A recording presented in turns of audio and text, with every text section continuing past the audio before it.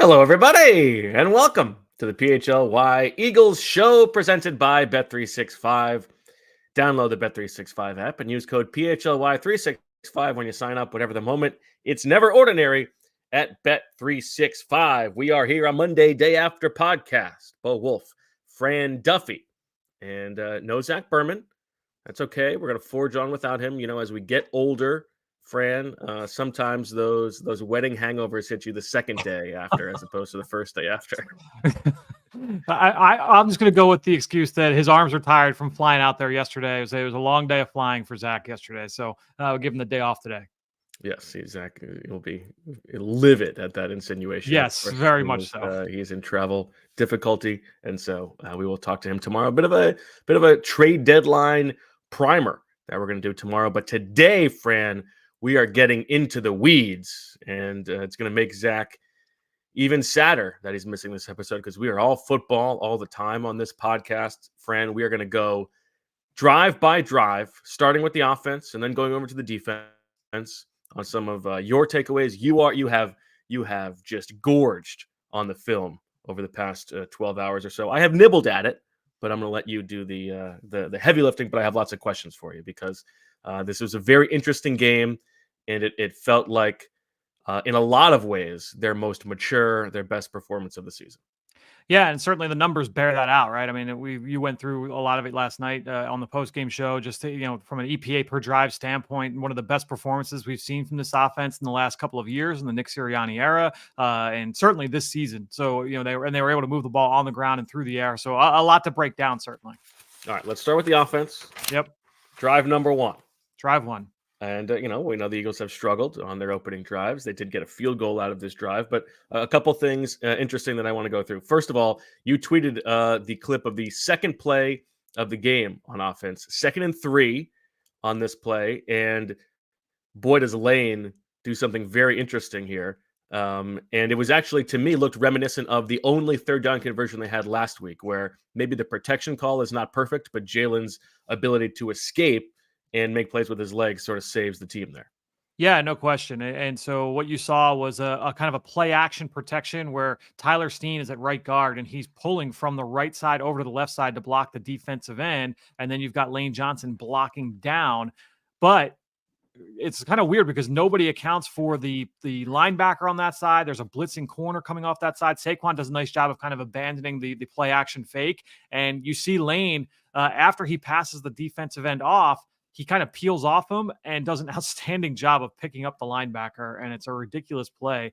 And it's funny because you look at it, you don't typically see a play like that, but Lane with his athleticism and also the discipline on that play, because it would have been very easy for him to get a block in the back or a holding penalty or obviously give up a hit on Jalen Hurts. But the athleticism and the discipline there to be able to make that block and help Jalen get free was certainly big. So I have a funny little anecdote here. Okay. Because I think it was either 2 weeks ago. I think it was 2 weeks ago. Penei Sewell makes a similar play. And yes. I think Nate Tice had tweeted about it. And I went and I wanted to ask Lane about that play. And I showed him the clip on Twitter.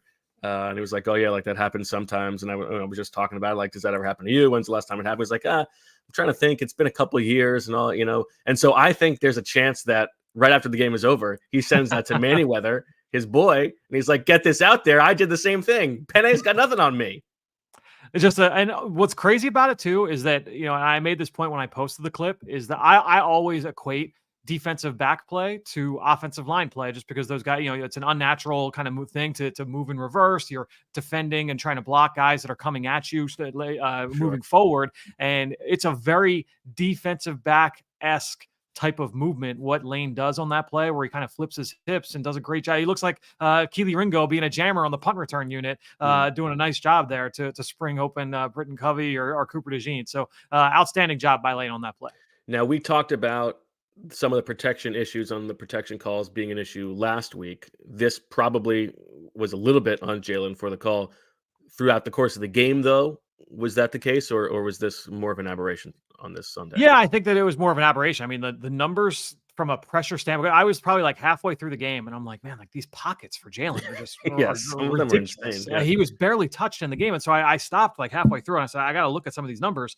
He was pressured 4 times 0 unblocked pressures, which that was the first time that's happened all season. 4 pressures this year is by far a season low.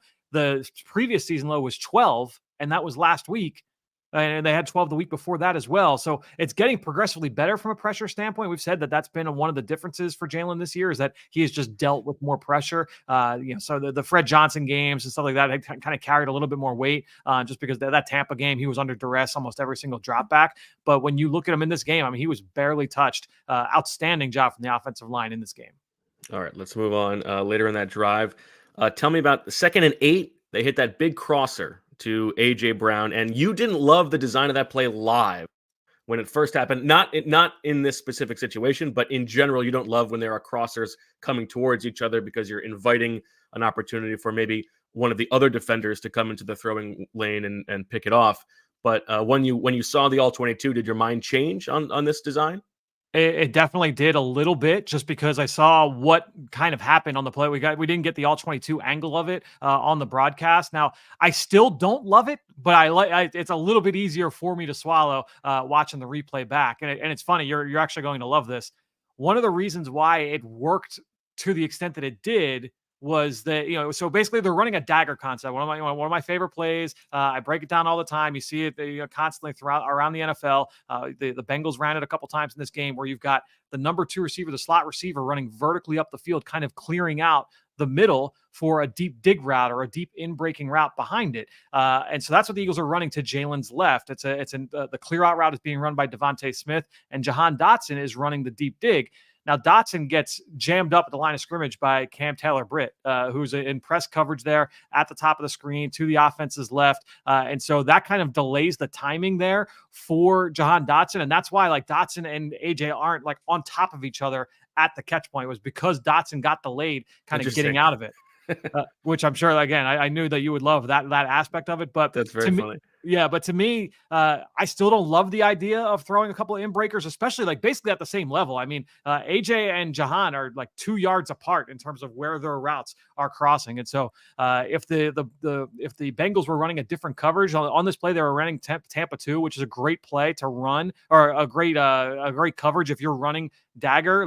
You love that they're running Tampa 2, because that linebacker is running down the middle of the field. It should be wide open for you, and it ended up being wide open for A.J. Brown. It's a big reason why I went for 29 yards.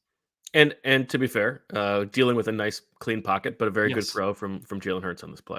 No question. And again, you just want to, they did a lot of play action in this game. And this was one of those examples where he just kind of dropped back. And the beauty of those play action plays is that by the time that you get to the top of your drop as the quarterback, because of the play action fake, things have already kind of developed downfield. And so it should be a more defined throw. There's a little bit less reading involved typically with some of those play action throws. And as I told you before the show, I was going to save it for the show, but I had to let you know, over the course of the season, Fran, the Eagles, when they run play action, number 1 in the league in EPA per dropback, the best offense in football when they run play action. And yet, over the course of the season, they're only running it somewhere in the mid-20s, depending on how you define it. But let's keep it going. And a ton of under center in the game yesterday as well. I think that's a little bit skewed because so much of it was those last 2 drives. And there were a bunch of tush pushes in the game too. So that'll lead to it as well. But I think that was definitely notable. It's the second game in a row where they came out under center on the very first play of the game. Yes, exactly. Now I have to for a second here. I have to divert because the chat is going a little bit silly. Zach has sent them on the wrong path. No surprise. Zach is trying to stir things up when he's not here. I'm not taking credit for Lane making that play. I'm saying there's a possibility that the reason it was tweeted right after the game by Lane's buddy might have a little something to do with that. Not the play itself. And trainer, I will say, more than just his buddy. Duke is his trainer. But I thought that you said that you texted Stout and said you need to do this for Lane. So I think that adds up. Give me a break, jabrones. I gotta go. I got something else to say about not the sickos, but the morons on social media in a little bit. But we'll get there. Okay. Another play very quickly. The 1st and 10 quick snap to DeVonta for where you're like, oh my gosh, another catch for negative yards for DeVonta. AJ just misses that block, right? Yeah, no question. That's one where They're RPO on that play, and AJ just misses the block on the number 2 defender. So Mike Hilton goes in there and makes the play. That's the second time they ran that RPO on the drive. The first one went for 2 yards on a little sweep play to Saquon Barkley, where Pratt kind of out leveraged it. Fred Johnson couldn't get up to the backside linebacker, where they came back and they ran it. I actually thought it was. Look, it was very telling. And we talked about how conservative the approach was early on in this game, but it was, you saw a lot of RPOs, a couple of screens, like they wanted to kind of ease Jalen into this game. And we know how much it opened up by the time you got to like midway through the second quarter, but early on, very conservative. And we saw a bunch of RPOs early on. Some of these comments are very funny. My favorite so far is the only thing that Bo didn't invent was the Journey to the Draft podcast. Because of course, Fran, obviously, Fran ran that his entire self. We had that ticky-tack hold on Tyler Steen on the Jalen scramble, which I thought was a good scramble where there wasn't necessarily anything open on that one. And then one other thing that you stands out every game you watch, just the extra little hidden yards that Saquon gets almost every single time he touches the ball, and that little swing pass they throw to him, where he just makes one cut and it looks like, this is going to be a play that gains 1 or 2 yards and he gets like 6 or something like that. And there are so many runs throughout the game where he's moving the pile. It's just so impressive to watch. Yeah, and that's it's the double-edged part of that play is because look, it's 2nd and a mile, right? It's 2nd and 22. I don't love running like swing screens on 2nd and 22 because even if you have like a nice gain, which that picked up 7 yards, that's nice. Brings you up to 3rd and 15, right? And so I don't love the idea of that, but Saquon certainly in those situations is going to do better than your average back. And then 3rd and 15, the drive ends. As we were watching the game live, Fran, they're lining up, and you're like, all right, here comes the fade to AJ. And that's what they threw. But on that play, on that design, seemed like the fine decision, just not exactly a perfect throw. Yeah, not the best ball, just landed out of bounds to the right. But, that's the – when we talk about, and I know Zach is in the chat, and one of the things that you'll consistently hear the players and coaches say to the reporters, and Zach has reiterated it to us, is that what you don't account to with these numbers is that's AJ Brown on the other side, and it's like, well, not every one of these throws, every single one of these dropbacks is going to be extremely catchable, right? There are layers to it, and certainly that was a good example of it, where AJ was open, like it was there, but that's a tough throw to always make time after time after time, and this one was just a little bit outside. And by the way, if you have also been impressed by every time Saquon touches the ball, the amount of extra yards he's getting, you can show your love at the all PHLY locker by getting that Saquon shirt. And there's a few other little Eagles shirts available for you, so check those out. All right, move to the second drive, the only drive in this game in which the Eagles did not score a point, Fran. And there were several moments of cackles, I thought, on the film. One of them is the Landon Dickerson, an eligible man downfield one. The timing just gets messed up on the screen, it looks like, but he just starts running. Yeah, it was and this one was not on Landon. The ball should be out by that point. It was just bad timing between Jalen and Saquon gets sort of caught up there, right? That's he gets held up, and Jalen didn't want to kind of cut it loose yet, just because it was a little bit muddy there. But to me, like the best part was this was the Anaya Smith sighting. He's the motion man, taking some of those motion snaps away from John Dotson. Yeah, good stuff.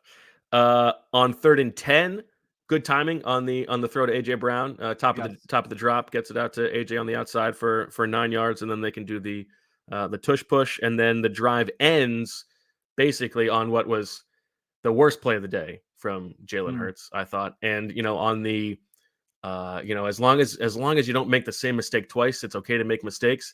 I mean, this is the same mistake he made in, I think it was the Packers game, when he throws that ball to Kenny Gainwell here to the sideline, and it's a pick six waiting to happen, and the Eagles are lucky that it is not. Yes. So that one, basically he wanted AJ Brown on the ISO slant to the right side.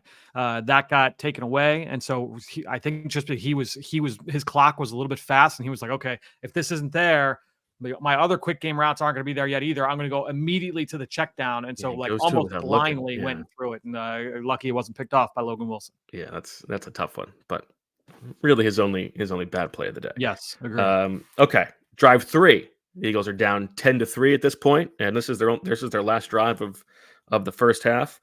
And now here's where I got to sound off a little bit, Fran. Okay. They have this 3rd and 1 tush push on this drive, and I tweeted during the game. I said something to the effect of like the 3rd and 1 tush push from the 46-yard line is lazy offense, and I believe that to be the case. And all these mouth breathers are still coming after me, like, oh, like giving me the SpongeBob thing, like, oh, this play is unstoppable. It's so efficient. You don't want them to run the play that nobody can stop? Yeah. Hey, moron. The whole point is that if nobody can stop it, you can do it on 4th down. Okay. It's the perfect place in the field where you know you're going to go for it anyway. So do something different. Now, as this game goes on, we see all different kinds of interesting things on offense. But to this point of the game, we had not.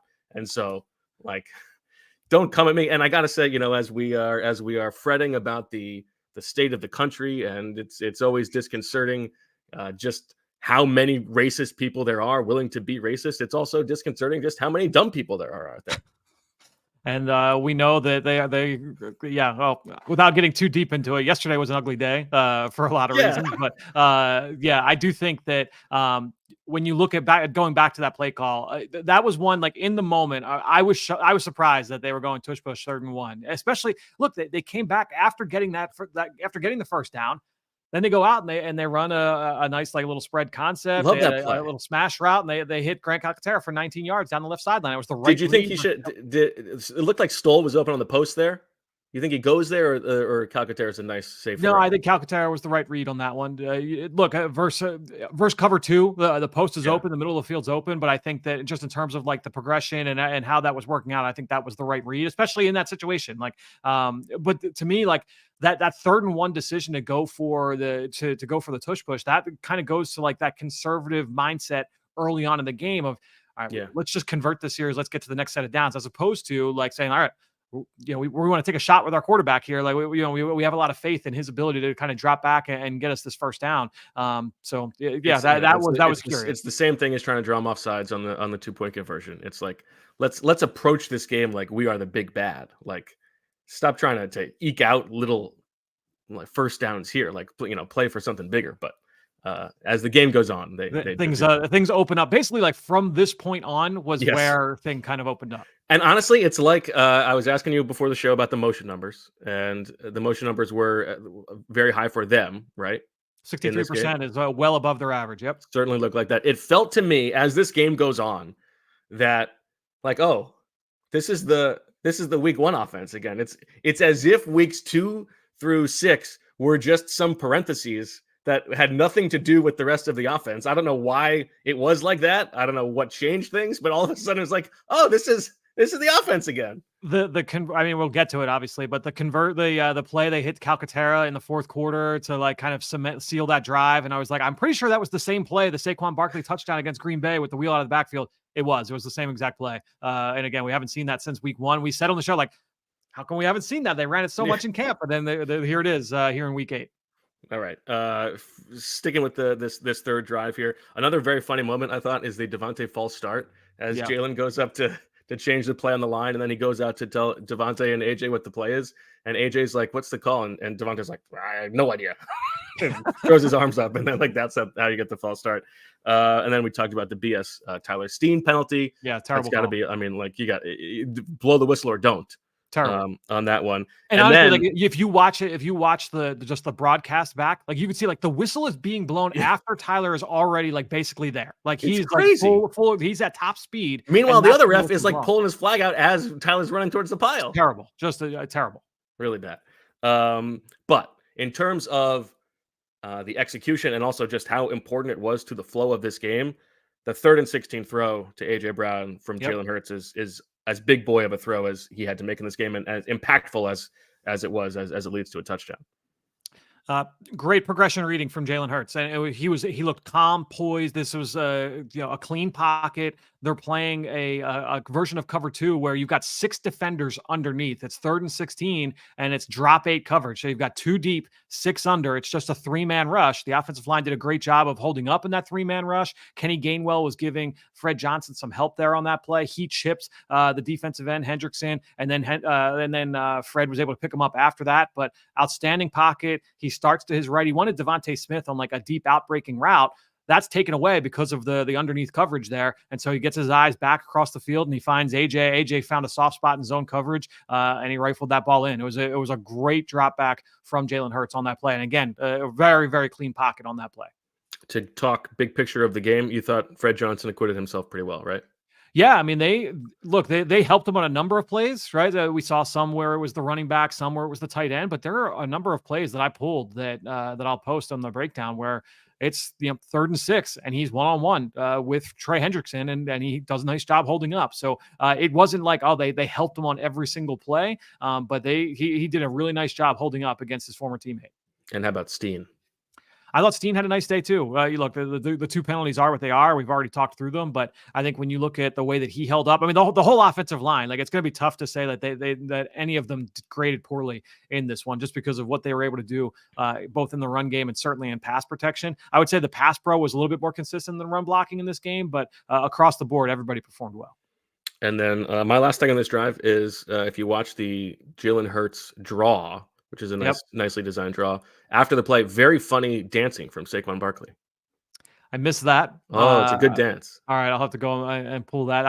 Jalen Hurts made a great cut on that play, makes the linebacker miss in space. You had Cam Jurgens at the second level, was really, really strong. That was the play immediately after the 17-yarder to AJ. So 17 yards to AJ, brings up 1st and 10. Jalen goes QB lead draw. They ran the QB draw like 3 or 4 times in this game. So the quarterback runs were definitely in the playbook or in the game plan. And Hurts comes through 12 yards and helps set them up for a touchdown.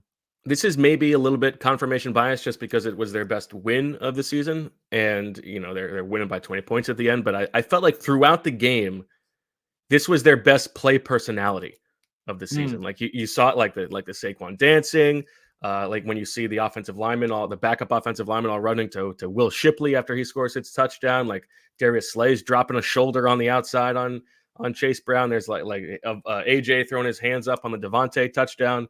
I thought there was like team celebration stuff. It felt like, and that's what we've talked about. Like sometimes this is a front running team, but it was over the course of this game. I thought like just the juice that they had was impressive. It's funny you say it because I watched the offense first this morning and then the defense. I literally just finished the defensive film like 10 minutes before we came on. So that's all I've been doing all day. And so I get to the end of the defense and that's when the turnovers happen, right? You had the interception and then the fumble recovery. And when the fumble, the turnover on downs, the turnover on downs, but when Cooper DeJean makes that tackle on 4th down, you see all these young guys on defense like running the ball, and I couldn't help but smile. Like it was like you could see like the energy with those guys. They played with some joy in this game. Like it's fun to watch those guys have fun for the first time because you're talking like Moro Ojama and like Nolan Smith, like guys where they were here for the downturn last year, and then it's obviously been up and down this year. And so just seeing those guys kind of like cut loose and have fun, and we talked about like popping the seal with the turnovers yesterday. Hopefully that they say like turnovers come in bunches. Like hopefully now like those guys are playing a little bit looser. We'll see if it happens. All right. Well, you can be a little bit looser with your wallet if you listen to our sponsor in just a second. Most Americans think they spend about $62 a month on subscriptions. The real number?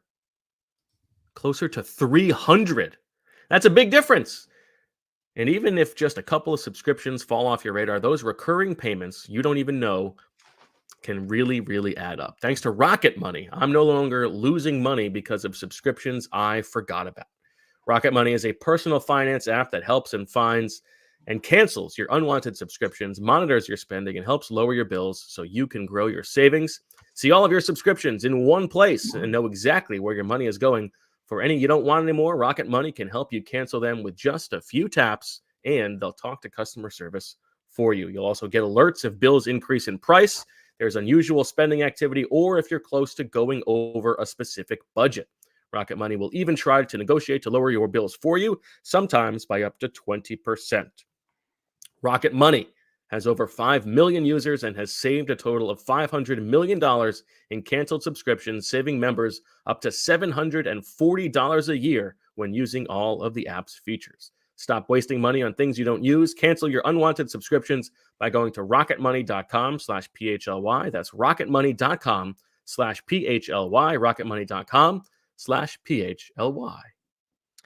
Well, we talked a lot already about some of the changes we saw from the Eagles offense in this game. And when you think over the years, there have been certainly a lot of changes with this team, a lot of turnover and just, different faces, different places, a lot of change. But one thing that has not changed over the course of the course of the last few years with the Eagles, and certainly beyond that, Miller Lite, the great taste of Miller Lite. Another thing that has not changed, Miller Lite is less filling. So what is the best thing about the original light beer? Miller Lite sparked this debate way back in 1975, and they still have not settled it.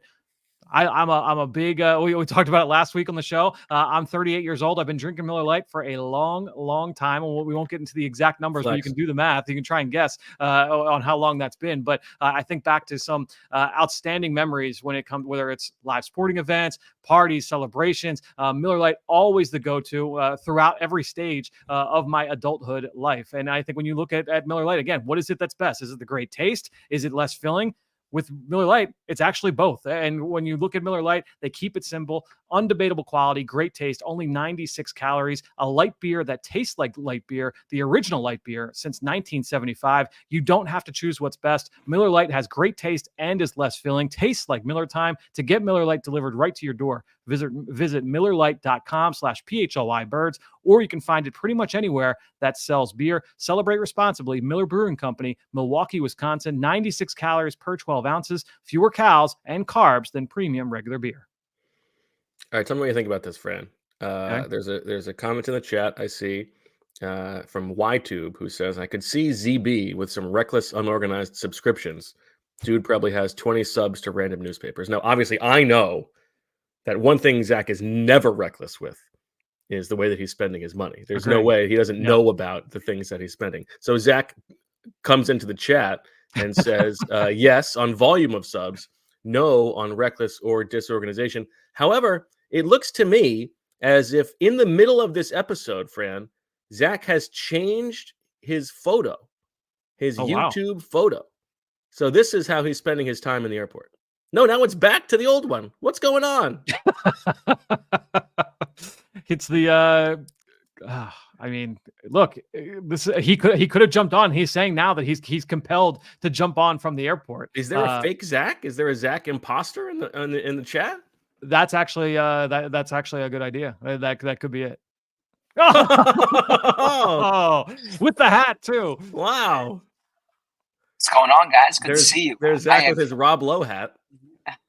I have a lot of FOMO right now about not being there not in studio, but doing this full show with you. I've been learning a ton from Fran, some from Bo, but a ton from Fran. I can say the picture situation was on my phone. I'm logged into my PHLY account, my laptop, my Gmail account. So I went from my phone to my laptop, and so then I quickly switched when I saw that. But I don't want to take away from the show. I'm happy to add to it. But this is a great day after show. It actually, I kind of feel like I'm getting Wally Pitts a bit. No, it's even better now. Thank you. You sound like you are nursing the wedding hangover.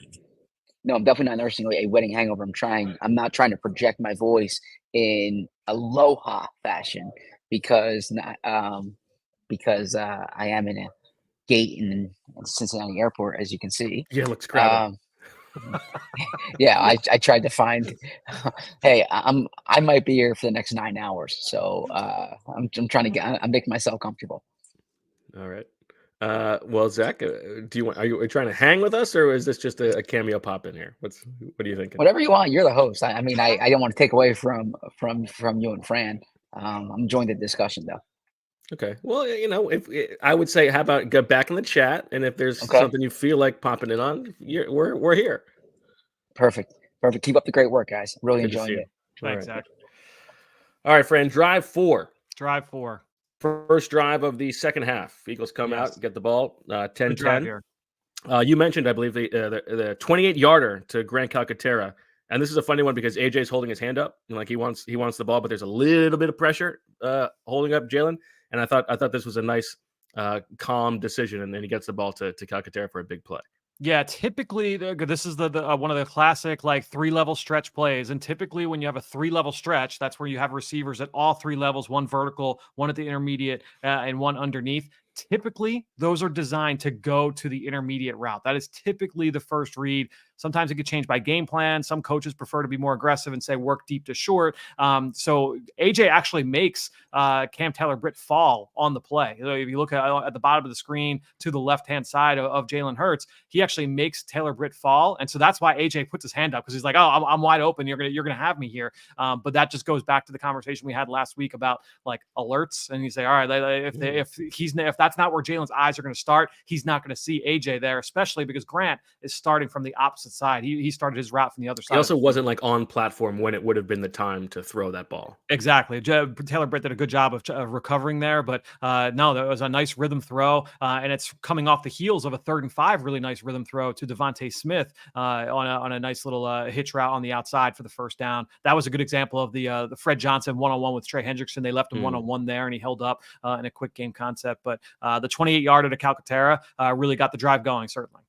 A few plays later, 2nd and 9, we get the under center play action, and I think this is the play that Saquon drops in the Falcons game. It's like the kind of half-hearted play action. Saquon goes out and he finds Calcaterra on the backside. This one he does miss a wide open AJ Brown, and AJ sort of gallops after the play like, that could have been a touchdown. Yeah, but you know what? I actually don't kill Jalen for this check down because Geno Stone was in that window, and I could see why Jalen was like, yeah, I'm not going to push the issue here. It's 2nd and 9.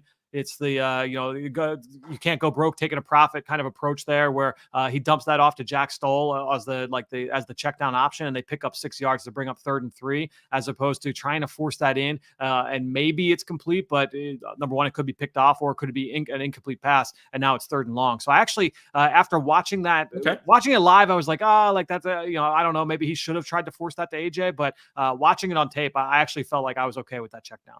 I bring it up because there's the two little moments of AJ like wanting the ball, and I think it's on purpose that the first play of the next drive, they make sure play action, get the ball to AJ right away, first play. 1,000%. I don't think that was an accident. Yes, you understand your players. So that drive ends with the touchdown on the zone read from Jalen Hurts, and I know we have this conversation all the time.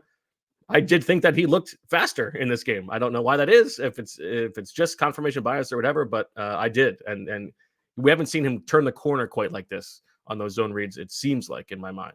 That Cincy defense is not a fast group. You're probably right. Those guys looked slow on that play, especially like Von Bell was the guy that was like just in the middle of the field and did not look like a safety should look, trying to chase a guy to the flat. I will say that play was inaudible from Jalen Hurts, and I do feel like that was something I feel we saw. Look, there's no charting for this, right? Like there's no charting for like how often a quarterback audibles at the line of scrimmage. That might actually be something that would be interesting to have charted at some point. But it felt like there were a lot of audibles from Jalen Hurts in this football game, and a lot of them were positive, right? I mean, that one is certainly a good example where he saw the look pre-snap and said, you know what, if we run a basic zone read here, it's me one-on-one with the edge, and he was able to take it. All right, so they go up 17-10 there. Drive number 5. We talk about they start it with the completion to AJ Brown, who we had missed twice on the last drive. And this was an interesting one too. It reminded me again of Green Bay. They just do like just that tiny little motion on AJ, and it helps set him up for that route. Yep, and both guys, he and DeVonta were tight splits on that play, so that prevents typically a form of press coverage. So you get those guys releasing up to the second level with a full head of steam. Basically, you had both guys kind of releasing, and I'll do the visual for our viewers here. But if you're an audio listener, imagine both guys basically running side by side. One goes left, one goes right, or they hit an intersection, and they both kind of go opposite ways. And it was a rhythm throw from Jalen. He just basically trusted that AJ was going to be open there because of the formation, because of the alignment. The corner was not going to be able to make a play on that ball if he put it out by the sideline. And they were able to convert there for 23 yards. And then the big play happens on 2nd and 8, the touchdown to DeVonta Smith. Tell us about that concept, what happened there. Yeah, so they went max protection, where you basically had the tight ends were held in to hold against the defensive end Trey Hendrickson. But this is a classic play that we've seen so many times from the Eagles over the years, and I think back really to me like watching all of Deshaun Jackson's big plays over the course of his career, this was a play that they ran to Deshaun Jackson all the time in the early Andy Reid era, where basically you've got oftentimes it was Brent Selleck, like young Brent Selleck, where he would run like a deep curl route on one side. So imagine like just a tight end over to the left.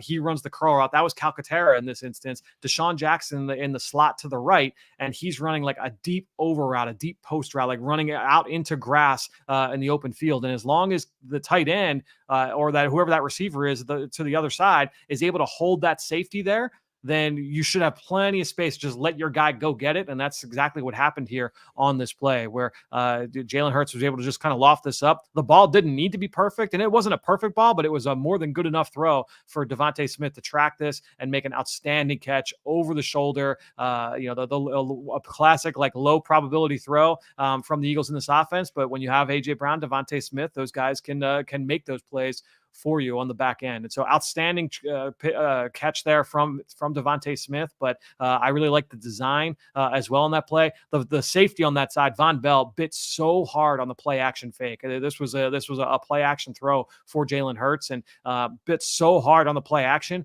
that it gave DeVonta so much room to get over the top. And this was, it's easy to say this because it worked out so well over the course of the game, but the balance in this game between those shots deep, but not just shots deep, shots in the middle of the field, like those intermediate throws for like 20 yards. Mm-hmm. And then also stuff in the short game, like the all around nature of the passing game in this game was impressive, even though there wasn't a ton of volume. Yeah, and that's what, to me, like the best offense is, it's not just about like the 40 and 50 yard plays. It's can you get those 23 yarders and those 27 yarders? Like, are you able to get those plays? And that's where like the middle of the field typically comes into play with those kinds of, that's where the teams usually are able to find those big chunks, is in the middle. Now the Eagles, obviously that's not where they find those chunks, but the Eagles in this game were able to get those. We talked about the first play of this drive, that divide concept to AJ Brown, the Calcaterra one on the 3-level stretch, and just finding different ways to be able to get those chunk plays through the air. Drive 6 happens after the turnover on downs, the play by Cooper DeJean, which we will get to in a little bit. This is just a field goal drive. Nothing too interesting here, but this is when it really hit me that, okay, we're seeing all this motion again.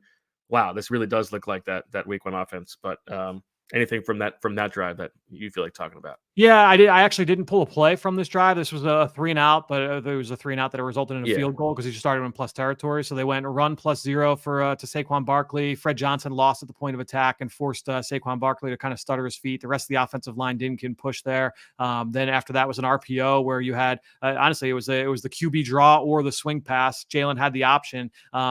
I'm not sure actually why he didn't throw the swing. He ended up running this football. Jalen did for no gain. I actually thought the swing was the better option there on that one, just in terms of the read and the deployment of the defense. But that brings up 3rd and 10. They throw a slant to AJ Brown. Great release, great route from AJ, but goes for 6 yards. So it brings up 4th and 4, and they end up kicking the field goal. All right, and then drive number 7, and this is the game. This is just, this is it. Yep. Go out and win the game, and boy, do they. It's 27-17 with 12:16 left, and they go 12 plays, 85 yards, 7.5 minutes. Just awesome to see them do that. And it starts, they open up first 2 plays. They do 22 personnel. They've got Van Sumeren on the field with 2 tight ends. Yep. First run goes for 10 plus. Next one goes for 6 or 7, and they're starting to sort of enforce their will. But it's not just like a 4-minute running drive. They're doing all kinds of stuff on this drive, but to set the tone there was kind of nice. Yeah, you went run, pass, run, pass, run, pass, run. So it was definitely run heavy. But the big thing was on those pass plays, what have we seen from these drives that have stalled out? And this is kind of obviously it's silly, but when you see those drives that stall out, when they try and lean into the run game, well, if you got to make those pass attempts, you got to make those dropbacks count. And so in this game, drive, first one, 3rd and 7, the slant to DeVonta, fantastic. Yeah, outstanding. And the motion, that was a great example of how motion sometimes, like, It's just about putting those guys, the defense, and trying to force communication for the defenders. And you can see that the motion kind of messed up the Cincinnati DBs, and they were, as the ball snapped, those guys were just like getting down into their stance because they're trying to communicate of who's going to run with who. And it was a simple motion, but DeVonta Smith got matched up on DJ Turner, and it was against cover one, against man coverage, and DeVonta's able to win on a slant route for a first down. That picked up 9 yards on 3rd and 7. And there's another one to DeVonta on 2nd and 7. Yep. It seems like sometimes that, like, on these 4-minute drill drives, that like DeVonta is the go-to guy. Like in the guts of the game, for whatever reason, when you have to just win in space, sometimes it's DeVonta. Yeah, this was a one of 2 big blitzes on the day from Cincinnati. It's 2nd and 7, and they go full cover 0 blitz, 6-man pressure, and this was a rhythm throw from Jalen Hurts, like no panic whatsoever. I don't know if he expected it or if he was just staying cool under pressure, but understood like, hey, this is where the ball's going to go. And his blitz numbers on the day, I mean, it was 6 dropbacks. 1 was a scramble, but he was 4 for 5 for 50 yards against the blitz. So just another very like efficient day for Jalen Hurts against the extra pressure. The big Saquon run happens on 2nd and 6, and this is another one personality-wise where you see Lane like really celebrating the run and like running down with his fist in the air, which was awesome on this play. The 2nd and 10 play action to Calcaterra. This is like another sort of mature throw from Jalen where he could, like, you could think about taking a deep shot. He takes the 11 from Calcaterra, although I do think this is the only time in the game where Jahan Dotson would be right to be upset for not getting the ball. Well, no, this is the Saquon touchdown against the Packers. This is so Kenny Gainwell is running the play through the formation, and he's running the wheel down the left sideline. So he's running down the left, and you have Calcaterra working across, and he's right in the field of vision. So that's the second read there for Jalen on that play. He did the Jahan on that play. He's basically just clearing out for Gainwell. I know, but he's wide open. He's wide open, but yeah, he's the clear out route on that play. And so it goes to like why I love that play so much is that's going back to what we said last week. Zach asked, he was like, if you're Kellen Moore, like, what do you do to try and fix this? Is get some more of these like pure progression throws in there for Jalen where he can kind of work from 1 to 2 to 3 to 4 across this field of vision. And this was a good example where that first read's taken away. All right, my second one is right here, running into my vision, and he's able to hit Calcaterra. It was 17 yards on 1st and 10. Or no, sorry, 11 yards on 1st. 11 yards, yeah. Yep. And then the run down to the 1. That was 17-yarder from Saquon. What an unbelievable run that was. An awesome run. It made something out of nothing there. This is what you want is you want to try and force the corner to make a tackle. Like that's what every run play is designed to, like, all right, how do we get our running back one-on-one either with the safety or with the corner? They bring DeVonta Smith in tight to the formation. He's going to crack the safety. And now it's, hey, if Saquon could get to the corner, make the corner tackle. And the corner was not able to make this tackle. And also just a great finish from Saquon where you see he's got the speed to get there, but you see like he kind of just, not to get into like the nitty gritty of like the biomechanics of it, but like engage his core and just lower his shoulder into that safety and just run through contact, tightrope the sideline. If it nearly scores, that would have been a ridiculously athletic play if he scored there. It goes down at the 1. You probably should have rewarded him with the touchdown, but that's okay. But and then last drive, but that drive itself was like, okay, this team wants to be for real. Go out and like ice this game away. Boy, did they answer the call. So that was really great to see. Last drive, I don't think we need to spend too much time before we get to our ad break, but the Shipley run where that got called back is a very nice run. There's also a really, really nice Gainwell run on that drive where he does a little hesitation thing. It was awesome. Yeah, those kind of plays, I kind of struggle. I'm like, is that indecisiveness or patience, right? Or on that one, like that's a zone run where I wrote down like I wish he trusted it more because it was open early. It was open early. Like if he hits that with a head of steam, like it's almost like, honestly, it's like Shipley. It was actually the same run to the other side. Obviously, the defense kind of played it a little differently, but Shipley hits that with a head of steam, and he's out the gate, and he ends up scoring. Kenny did a great job with his feet of kind of making the guy, navigating through that tight space, and he picked up 11. So it wasn't a bad run, but I actually wish he kind of just hit that from the jump, and it might have gone for more.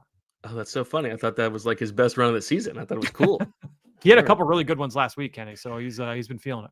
And then last thing to note, the offensive line at the end of the game was left to right. Fred Johnson, Darian Kennard at left guard, Interesting that Juergens stayed in at center. Nick Gates played right guard and Steen came off, and then Driscoll was at right tackle. Just a little something. We know right. how much you are invested in that in terms of how that depth is deployed. Well, you know that. That's the only thing I care about. Yes. The only thing you're going to care about is this ad read that's coming up in just a second. True Mark Financial. Our friends are locking it down. They're HELOCing it down. HELOC is the home equity line of credit that allows homeowners to borrow against home equity with a variable interest rate. Preserve your savings and get access to funds as needed for big renovations, education expenses, or emergencies. Use TrueMark Financial's budgeting tools to save for special purchases like limited edition merchandise. Regular contributions accumulate over time to reach savings goals effectively. Transferring as little as 5 bones a week gives you $260, more than enough for a Kelly Green jersey. And you can just dole out a bunch of diehard subscriptions to the people in your life who you really, really care about. TrueMark Financial is federally insured by the NCUA and is an equal opportunity lender. For more information, visit truemark.com/PHLY. That is TRUMARK.com/PHLY. Well, Bo, let's talk about our friends over at Glatt Hair Let's talk about Restoration. it. Gotta talk about it.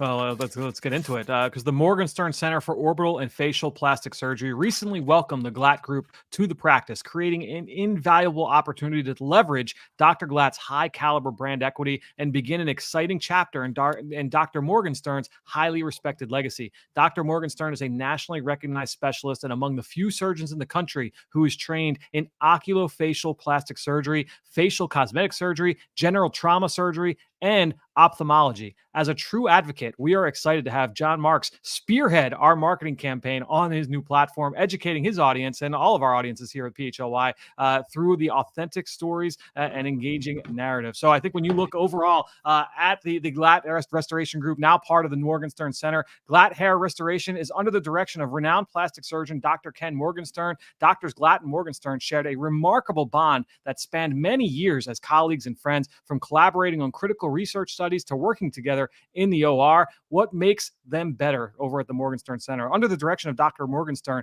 a highly respected plastic surgeon, each member of this exceptionally trained team brings 30 plus years of industry experience. Hair restoration is all that they do. Glatt Hair can help during all stages of hair loss with leading edge treatments for prevention and restoration, including laser light therapy, non-invasive TED treatments, vitamin supplementation, topical oral medications, PRP and stem cell restoration, and hair restoration surgery. Each patient receives a complimentary one-on-one consultation to pinpoint the best course of treatment. Glatt Hair is not just about restoration, it's about innovation, and their breakthrough treatments really do dramatically change lives. Change your hair, change your life. Bald is now optional, and if you want to improve how you look and how you feel about yourself, Glatt Hair has the right treatment for you. Regain your confidence. Visit glatthairmctr.com or call 610-980-4000 to get started.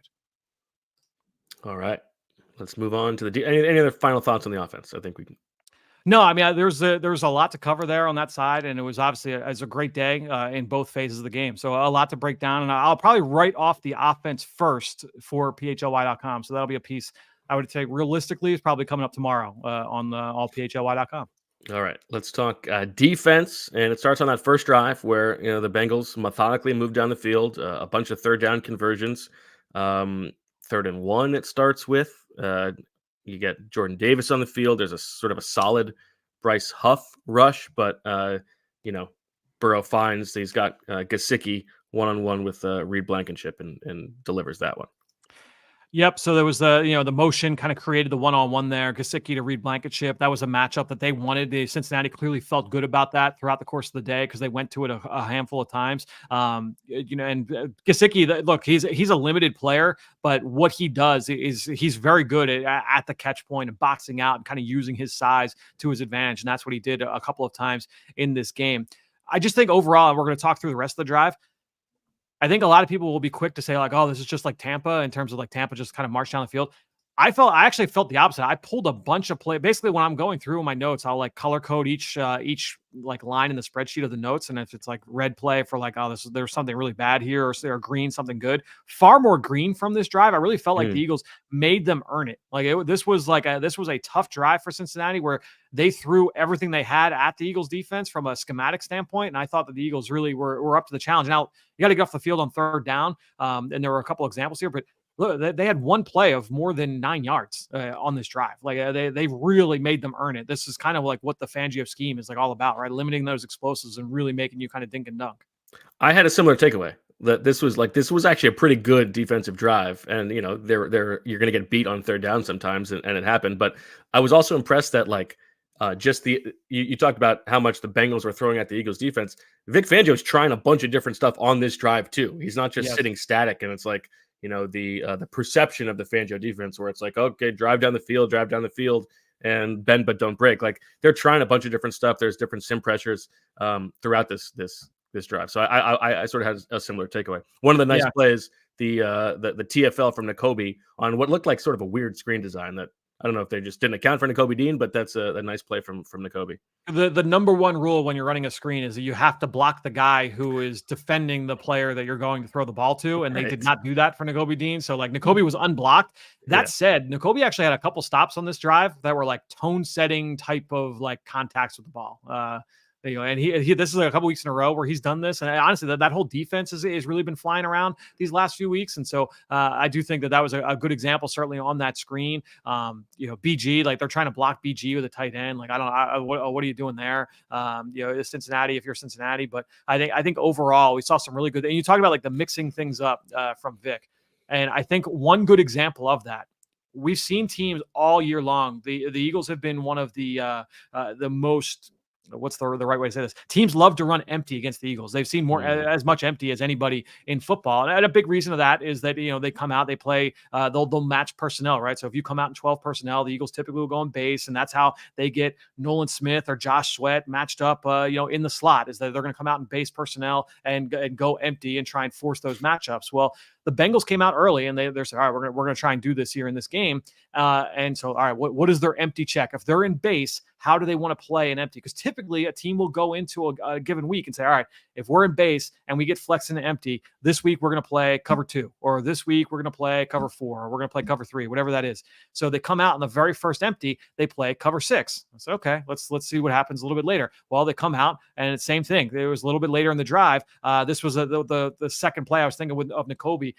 It's 1st and 10 down in the red zone. They come out and they play in, this is 2nd and 10. They throw the quick out route to Zach Moss in empty, where Zach Moss is lined up as the running back to the far left. Nakobe Dean's out there. So it's not going to be zone coverage. They end up playing man. So, all right, they've played 2 different coverages now out of empty with the running back lined up out wide. So now if you're Burrow, if you're Zach Taylor, I'm not sure exactly what their coverage keys are going to be from a coverage standpoint. Really good stick there by Nakobe. This was a recurring theme that, again, I just finished watching the defense, so I haven't charted this all the way through. But what they did from it in defending empty in this game, I thought was really, really good stuff from Vic in terms of just keeping the offense guessing and not being predictable. You said he did some wacky S. Yes, we're going to get into it. There's one Okay. later that I almost I don't want to get ahead of myself because it was like I had to rewind it like 7 or 8 times. I'm like, am I seeing this right? But we'll get to it. Okay. I thought actually the 3rd and 8 where they convert was a good example of the thing on the slightly negative side on Nakobe that you have talked about, where sometimes just the physical limitations of he's not big enough to get into the throwing windows. He and Zach Bond are threatening. They're up at the line of scrimmage. Sugar in the egg gaps, yeah. They're sugar in the egg gap. They're like, are they going to send 6? They both drop out, and Nakobe, he gets to where he's supposed to get to, but the lane is still there for the slant to Jamar Chase. Yeah, he needed to buzz out of there faster, in that situation. Just knowing like how fast Joe Burrow wants to get rid of the football. My guess is the coaching point there for Nakobe, like, as Vic Fangio and his the linebackers coaches are going through the film, they said like, you got to get out of there faster and get to your landmark faster, try and deter that throw. Okay. 3rd and 6. This is the check down to Chase Brown. It looks like it's well covered downfield, and Burrow has to sort of settle for the check down. Is that like, should Nakobe come off of that sooner, or is that Bond is the one who ends up making that play? Vaughn ends up making the play, and I thought it was a solid job by him. It ends up going for 9. It was probably a little bit extra yardage there than you would have liked to see, but no, I thought that was look. He got to the check down fast there, like the ball came out, or he was really, really quick to get to that check down. Joe Burrow wasn't messing around with trying to get the ball out fast in this game. He did not hold it long at all. So no, that one was more so like for me, like that was like Bond. Like I want a little bit more stopping power from you on that play, but as we talked about, like Zach Moss and Chase Brown, 2 guys that can be tough to get to the ground. 2nd and 4, you had a really good Jordan Davis run stop rep. Yes. Really nice play from him. And then they convert that again. Then you get the 1st and 10, really nice pass rush rep from Jalen Carter when Burrow throws it off of Nolan Smith's face mask. That was a good rep, right? Yep, another good example of just like the ball coming out fast. Joe Burrow starting to his left, that ball that's taken away, and so he starts to look right, and Jalen Carter's already like bearing down. So Burrow's like, I gotta get the ball out, and he ends up chucking this to the right and bounces it right off Nolan. Good job by Nolan chasing that ball down, just in case it was a lateral throw or a backwards lateral. But no, the Jalen Carter quick win. He had a couple of nice quick wins in this game that just because the ball being out as fast as it was, he was not able to capitalize for a pressure. And then you loved what the Bengals did to scheme up the one-on-one with Jamar Chase and Nolan Smith for the touchdown. Yeah, it was. Look, this is one of those where you just got from a scheme standpoint. They put Jamar Chase in the backfield. It's 12 personnel, and the Eagles match it in base down on the goal line. You figure, all right, like this is a team that wants to be able to run the football. We're gonna make sure our base defense is out there. They put Jamar Chase in the backfield. As we talked about, the one like creative thing I feel like the Cincinnati Bengals do is they move their guys around a decent amount. And Chase is obviously a guy that they like to move, and so they put him in the backfield. They had 2 receivers to the right, and they basically just took those receivers and said, all right, we're going to run you guys to the left, and we're going to leak Chase out to the right. And because the Eagles were in base, that left Nolan Smith as that player by himself in underneath coverage over there. So he got matched up. It was Jamar Chase on Nolan Smith one-on-one, and Burrow knew it, and he basically just took the snap and just kind of walked to his right. He's waiting his time. Waiting, like uncover. All right, here we go. Pitch, catch, touchdown. So that one was just that's a really good scheme play from the offense. All right, second drive for the Bengals. They're up 7-3. What happens on the 28-yarder to Eric All? So this is an interesting one. So basically, it's a 3-level stretch play, not too dissimilar from the Grant Calcaterra catch that went for also 28, I believe. Eric All starts this on the left side, and so it's not like he's running it from the opposite side of the field, but him running it from that side is actually what makes this a very clear coverage bust from CJ Gardner-Johnson. The Eagles are in cover 4 there. And so basically if you're in cover 4, essentially it's a zone coverage, but at a certain depth, those routes become man-to-man. And so you had a deep post route. And so that's from the number 1 receiver. Quinyon Mitchell's running with the deep post, and CJ Gardner-Johnson, he's lined up to that side. He ends up running with the post as well. But Eric All worked up the field vertically, so he should have come off on that. Running with him at first, but it's not N'Kobe's job to then peel off to the corner with him. Yeah, he should have stayed there with and you could actually see Reed on the other side, pointing, basically I'm going to help with the safety or with the post here. He needs to be going over that. And if you look, you actually can see one of the assistant coaches for the Eagles talking to CJ after the play, pointing that's you, that's you there, you got to be on that play. So yeah, that's an explosive allowed there from CJ. You also on this drive, this is another one where it's there's some good stuff happening, and then there's some just unfortunate stuff happening on third down. But you get the Nolan Smith sack against Demarius Mims, which Milton Williams cleans up. But 3 weeks in a row now with at least a half sack for Nolan Smith, he does really seem to be on the come a little bit. Just so crisp a move. He really hit it well. He actually hit another move a little bit later, a ghost rush. It was on the, it might have been on the interception actually of the CJ Gardner-Johnson interception where he sticks the long arm out and then dips under it. We've seen Josh Sweat use that at times, but that's 2 really nice clean wins from Nolan in this game that we haven't really seen him win, in those ways here in the NFL. So he's clearly gaining some confidence and starting to get some of those wins that you're hoping to see there from a young pass rusher.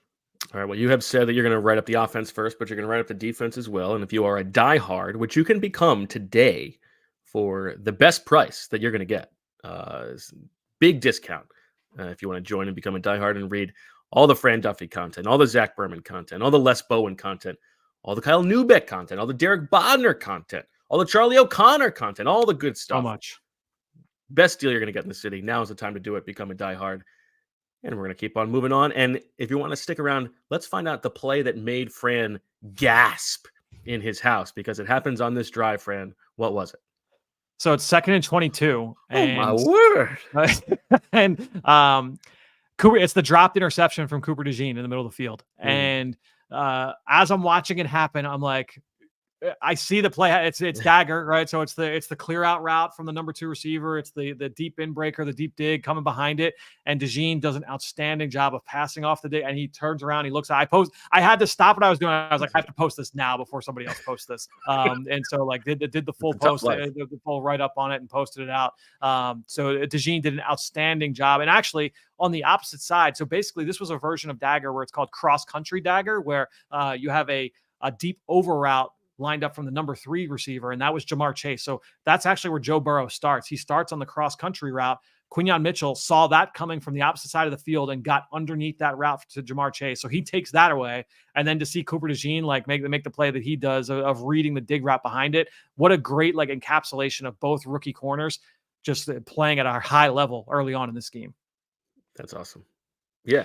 He reads it, and I was like, oh my, like I knew he didn't make the interception, but like when a defensive player, like one of the best individual plays I've ever seen was Luke Kuechly picking off a dagger route in the middle where he's like running down the field, turns and like and steps into the window and picks it off. And it's like one of my Fred Warner has made that play. Like that's like a pinnacle play from a middle of the field defender. And so for Cooper DeJean to like make a similar type of read on that play in his 3rd start, that was like gasp worthy stuff. Awesome stuff. Yeah, I mean, it certainly seems like between the two of those guys, they have hit on something, and I think you could make a case that it's even more impressive from DeJean, given that he wasn't there for most of training camp, and from like a knowing what's going on ahead of you standpoint, it's a tougher position to play. And they put a ton of faith in Cooper DeJean in this game because, look, Quinyon Mitchell, you know, we glossed over. There was a play on the first drive where Quinyon Mitchell like erases Jamar Chase on a play. He's playing aggressive press man coverage and takes him off the progression from Joe Burrow. They left Quinyon one-on-one with Chase at times. They left Cooper DeJean one-on-one with Chase a bunch of times in this game, and we're fine doing it. And yeah, he gave up, I think, like 1 or 2 catches. There was one on 3rd down on a slant route in the middle of the field on a blitz. There were a couple of those, but you show that amount of faith in your rookie corners and certainly in DeJean in the slot to go up against Jamar Chase. But then also like the amount, we talked about this yesterday too, the amount of faith that they put in Cooper DeJean to also be present against the run, because the number of times in this game, they matched 12 personnel with their nickel package. So they're like, all right, like Cooper DeJean, like, yeah, at times you're going to be manned up on Jamar Chase one-on-one. And then also you're going to have to mix it up in the run game as well and handle bigger bodies. So that's what you were hoping for with Cooper DeJean coming out of the draft. Super chat from Chase Daniel Plainview, who asks, has Howie Roseman apologized for yelling at the fan at the 2022 Texans game? Yet he had just traded for Robert Quinn and should have been more humble. That's good stuff there from CDP. I mean, it's things I forgot from my memory. Yeah, it's the DNA of that is not totally dissimilar from Nick yelling at the fans, I guess. But yeah, that's a good one. Okay, Andrew also has a super chat and says Eagles D very good since Cooper DeJean. Did he make the defense very good? There we go. Him make DV good. Yeah, I mean, I think that's probably like circumstantial. I don't think now that's it. Like he's played really well, especially the last 2 weeks. Like I know we all got excited by like the 3 blitzes against the Browns and like, you know, him getting home for the sack and stuff. But what he's done the last 2 weeks has been really, really encouraging. So yeah, he's played outstanding these last 2 games. Okay, so the rest of this drive after they get that dropped interception.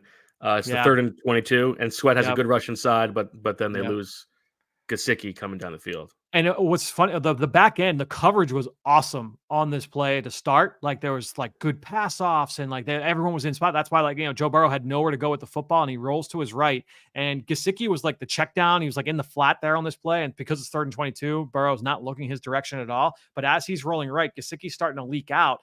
And Cooper DeJean sees it first. He sees that Burrow is going to scramble and he says, all right, I'm going after him. He kind of sees like, all right, Reed's behind me. I think Slay at that point was behind him. So he's like, all right, I'm going to go. One of these guys is going to pick up Gesicki. He lets Gesicki release behind him.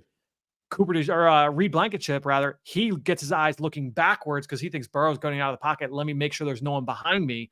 So he doesn't pick up Gesicki. And so it was just kind of like Gesicki kind of got lost in the weeds there between those two. But yeah, that was unfortunate. Look, you're Josh Sweat. Like, you need him to make that play. That's not killing Sweat. But at the end of the day, like the scheme worked perfect. Like the TE stunt worked to a T. He comes in scot-free. You just got to be able to make the play. And then that drive ends on the PBU by Darius Slay in the end zone on Jermaine Burton. On when you watch the TV copy, it's like a wobbly ball, which it's hard to see on the All-22, but good play by Slay. Good play by Slay. The play before that was 2nd and 4 in the red zone too, and I thought Nakobe was awesome on that play. I talked last week about Eric All and how has been like a hammer for them as a blocker, and he came in and inserted on a counter run play, blocking Nakobe. And I'm telling you, like, I've seen Eric All dismantle linebackers all season long on that play, and Nakobe met him in the hole with force and stood him up. It was awesome. Nakobe made the play. So that was I wanted to shout out Nakobe there on that one. All right, we're gonna finish up in a little bit, but before we do that, let me also tell you about something else we've got going on, and that is the next Eagles watch party. That's coming up on November 10th, taking on the Cowboys, 4:00 at the Rook in Manayunk. Manayunk, my old stomping grounds. Me too. How long did you live in Manayunk? Meg lived in Manayunk for 2 years when we were dating. I was there often. So we were on the, I guess it would be like the western part, like over like Umbria Street, like over that way. So it was a good couple of years. Actually, when you and I first met, I don't know if you remember when you dropped me off at our apartment in Manayunk. Oh, that makes sense. Yeah, we're driving back from my first 2 years in Philadelphia. I lived in Manayunk. There we go. That makes sense. So join us at the Rook for the Cowboys game on November 10th. Okay, let's move on here. Drive number 3. Yep. This is you got a good. I have here a good Jordan Davis bull rush on 1st and 10. Yeah. That affects the Joe Burrow throw for an incompletion, and then an unreal throw from Burrow on the deep completion to Burton past Darius Slay with a muddy pocket. Yep, and a great rep from Burton on that play. To me, like Jermaine Burton, I know like he's a rookie, 3rd round pick. Not a lot of people may be aware of him. Burton, he was a like top 50, top 60 type talent that there was like reported like personality issues, and that's why he fell to the 3rd round. He would have been like a 1st or 2nd round pick if you're just going straight off talent. So I don't think that's like shameful that Slay got beat by him there. It was a great rep from Burton, great throw from Burrow, like you said. That goes for 41 yards. But after that, the defense tightens up and they get stopped. I also have here, this is what I was talking about. There's a run wide with Chase Brown where Slay, which you don't always see him do, like really lowers his shoulder and makes this tackle. You're nodding your head and then you left. You left me all alone. Oh no, this is tough. Maybe Zach will come in a little bit. The problem here is that this is the last note that I have on this drive. I'm back. Save me. Slay lowers his shoulder. Nice play. Yes. And what was most impressive about that was that that was the play immediately after he gets beat down the field. So Slay bounces back and makes that stop in the flat. Anything else on that drive that you have? That's their last drive of the first half. Really aggressive jam against Andre Yoshivas on the 2nd and 7 that was incomplete over the middle of the field. Cooper DeJean matched up on him in the slot and jammed him up and created the incompletion. And then 3rd and 7, there was a little dump off to Mike Gesicki that was incomplete. Blankenship saw it really fast and flew downhill, impacted the play, nearly tip ball interception. So a really nice play by Blankenship there on 3rd down. All right, drive number 4. Now the Eagles are up 17-10. It's the first drive of the second half for the Bengals. They didn't blitz a lot in the first half. And so on this drive, first drive of the second half, they come out and do it a couple times. It starts on 2nd and 6. Bond blitzes and gets home, forces the incompletion. And then sort of a nice adjustment from him on where to go. What? So did you notice what was going on in the back end on that play? Oh no, I don't think so. So this was the empty check. This was another empty check here. Oh, this is the one. This is your play. This is the one. So I mentioned all right, they come out and let me double check my notes here. All right, so this was okay. So they come out in 12 personnel. The Eagles match in base and they go empty. So the Eagles, all right, it's another empty check from base, and they decide that they're going to play. Nakobe and Bond are both basically tight to the formation. So it doesn't look like it's going to be man-to-man coverage at all. Because typically you had Jamar Chase inside. If it was going to be man, you'd have Quinyon Mitchell, you'd have Cooper DeJean in there, whatever. You'd have a corner matched up on Chase. But it was man-to-man coverage with the blitz. You mentioned Bond loops inside, he gets in free, and Burrow just kills this play. And you're why did Burrow kill it? Yeah. He was completely fooled. He had no idea that that was what was coming. Dude, they left Nakobe Dean one-on-one with Jamar Chase running down the seam. It was like the play I thought of was the Steelers. Keenan Clayton. No, it was Nate Gary. Nate Gary with Chase Claypool running down the yes. seam. Yes. Now that was a little bit different, but it was Nakobe Dean one-on-one running down the field in man-to-man coverage with there was a safety in the middle of the field, but running down the field, and you had Nolan Smith one-on-one with Mike Gesicki. So they're their two top targets. You had Nakobe Dean and Nolan Smith one-on-one in man-to-man coverage. Just diabolical stuff from Fangio. And again, complete. But to me, this is what makes Brian Flores so good is you have these wacky plays where you're that's not how you would draw it up. That's not that. If you're the offense, you're not planning on that to happen. And you just you roll the dice and say all right, let's see if this works. And they were able to get Burrow to kill the play. I couldn't believe it. I was watching. I can't believe what I'm watching right now. I would like to. I think we need to start having a camera on you watching the film. We need the film of Fran watching the film. Yeah, I don't know if we want that. Okay. And the next play, they blitz again. But this time they get beat. Nakobe blitzes, and then they find Gesicki for the first time. Gesicki in the corner route. It was the same thing that happened on that opening drive. He just boxes out Blankenship. Gesicki had a good game. He had a couple of nice routes, and obviously it was a big target for them, certainly on third down. Then there's the 3rd and 8 scramble, and this one where it's you do. I mean, Zach Bond's job is to spy. Burrow on this play. He would like it if he doesn't get beat for a 9-yard scramble. Yeah, they left Cooper DeJean one-on-one with Jamar Chase on this play in the slot. They played 2-man with a QB spy, so it's just a 3-man rush essentially for the Eagles, and that's 2 high safeties, man coverage underneath. You left Cooper DeJean one-on-one with Jamar Chase. He's got safety help over the top, so he got to be aggressive in man-to-man coverage. And then Bond is the spy on Burrow, and he just kind of loses contain there.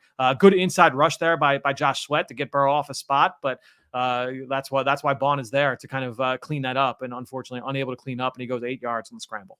And then Bond sort of misses a tackle on Zach Moss a couple plays later. That goes for a first down. So Zach Bond has been awesome. Yes, but a couple missed tackles, which happens. A couple plays later was the 2nd and 6, and that was another one where Jalen Carter had the quick win. Burrow sees it quick and just gets rid of it, but Jalen Carter had a nice win on that drive too. You have anything else on that drive? Let's see. There was the penalty on Quinyon Mitchell. I thought that was more to me that screamed there's contact here, and it's Jamar Chase versus a rookie. The flag's on the rookie. I felt like Jamar Chase actually initiated that contact personally, but that's fine. So they bounce back off that. The touchdown. We were, as we were watching this. So first you had the great tackle by Cooper DeJean in the flat. That was called out in the broadcast. So that brings up 2nd and 4. As the play started, I'm Eric Hall is coming across the formation. He gets the seal on the defensive end, and Chase Brown walks in untouched. That was a bad fit from Reed Blankenship too. He should have been there in the C gap to be able to stop that run. He cheated inside, and so that's why Chase Brown was scot-free there into the end zone. Got it. Drive 5, and this is a good example, and I think a good reminder of as feel good as this game was. It flipped so quickly. I mean, until late in the third quarter, this is a nail biting game. Could go either way, and in the span of however many defensive plays, it goes from we'll get to what happens, but they get the stop on 4th down. It goes from a 7-point game to the Bengals run 7 more plays the rest of the entire game, and they lose by 20 points. It flips so quickly, and so that drive. I mean, that 3-play sequence starting on 2nd and 2. With Bond, who after the previous drive had missed a couple tackles, makes this really, really heavy run stop for a 1-yard gain. And also on that play, both rookie DBs I thought were really, really good. Cooper DeJean and Quinyon Mitchell in the run fit in terms of just getting that to Zach Bond one-on-one. So Zach Bond makes the tackle, but I will point that out on the breakdown of the defensive piece this week is the rookie's role on that play. Then next play, 3rd and 1, you get the Brandon Graham stop. BG stands up a double team and creates so basically they're running a counter run play where as you do at 75 years old. Yeah, I mean he's taking on a double team. They're bringing over a tight end who, because BG stands up the double team, the tight end runs smack dab into the double team. So essentially, you've got 3 bodies at Brandon Graham. The tight end ends up working off it to try and get over to the defensive end. And because BG created all this traffic, the running back kind of has to stop his feet. The safety on that side was really decisive getting downhill. And because the safety comes downhill, the double team on BG kind of dissipates. And so now it's one-on-one. BG gets off the play and gets off the block and makes the play. So the all starts with BG and ends with BG on that play. It was an awesome play by 55. And then on the next play, you have the Cooper DeJean stopping of Ja'Marr Chase in the backfield. They motion him. It's man-to-man. He sifts through the muck and makes an awesome play. Yeah, I mean, and they basically confirm that it's man-to-man. They keep moving Chase back and forth, and it's Cooper DeJean running with him back and forth. Uninspiring play, to be honest. We're just gonna we're just gonna throw this to the flat to Ja'Marr Chase. I will say, Ja'Marr Chase is an alien. Go through my notes on the Bengals last week, and he was so good after the catch all season. He was I think it was 7.5 yards. Hold on, I have the numbers here. So yeah, 7.3 average yards after catch per reception. Think about that. 7 yards after the catch per reception on average for Ja'Marr Chase going into this game. In this one, 2.7. That was his lowest on the year, his second lowest in the last 2 years. So the Eagles defense did an outstanding job of limiting yards after catch with Ja'Marr Chase. Now, obviously a TFL for -2, it helps you with that in terms of that number, but just an outstanding job by DeJean, just running through that, showing confidence. Isaiah Rodgers, you can actually see on the film too. As Chase is running around in the backfield, Rodgers is doing this, pointing, it's coming this way, it's coming this way. And so, I'm sure he's voicing that as well. Hey, get ready to run over this. And so Cooper did an outstanding job and finished it in the flat perfect. And that was the one going back to earlier in the conversation, the energy from the defense after you see Moro Ajoma and Milton Williams and Nolan Smith and all those guys celebrating. It was awesome to watch. I like the comment from Seth here who said that play to Chase reminded me of something stupid the Eagles would do. Yeah, but typically it wouldn't be in the flat. It would be 40 yards downfield. But yeah, no, it would be it's like the Quez screen. Yeah, that's true. That's true. Exactly right. And so then the game changes again for the end, really, on the next drive, which is for all intents and purposes the final drive, the interception by Isaiah Rodgers on the 3rd play. Yep. So you got one of the classic exchange blitzes where you have Nakobe Dean blitzing from the 2nd level. You have a defensive end dropping out on the other side. It's picked up pretty well, but just an outstanding play by Isaiah Rodgers. He looks and leans. He presses Chase to the sideline, attacks the ball in the air, highest point, knocks it to his teammate. CJ Gardner-Johnson. It gets stuck to his jersey, and they come up with the interception. So great play there by Rodgers, by CJ Gardner-Johnson. This was also the play I referenced earlier where you had a really nice rush from Nolan Smith on that play, where if the ball doesn't get out quite as fast, this was a rhythm fade from Joe Burrow, so the ball came out pretty quickly. But if the ball hadn't been out as fast, I think Nolan gets home for at least a pressure on this play. Now, I was going to see if Zach was still with us, and I had a question for him, but I just got the notification that Nick Sirianni's press conference is beginning, and so I think we can wrap this bad boy up, Fran. Good stuff. What a good Monday. What a good day after show. I'm surprised I wore the hoodie today. I'm surprised he didn't try and show me up with the jacket, but maybe next time. I should have done that. Done that. You know what? I'm getting old. I'm losing my touch. Well, we thank you for taking us through it, Dr. Duffy, and we thank you to all the sickos for joining us for this episode. We're back tomorrow. Zach and me, we're doing a little trade deadline primer 1 week away from the most important day in this nation's history, the NFL trade deadline. So we're looking forward to that, and we'll be with you all week at 2:00. Thanks for watching. Thanks for listening. Talk to you tomorrow. And as always, I was thinking about making a Moro talk to you tomorrow Ujima, and that tripped me up. Yeah. So that's the behind the scenes there. Yeah. Thanks for watching, everybody. I'm losing it. I'm losing everything. Thanks for watching. As always, we love you. all silly like the mayor.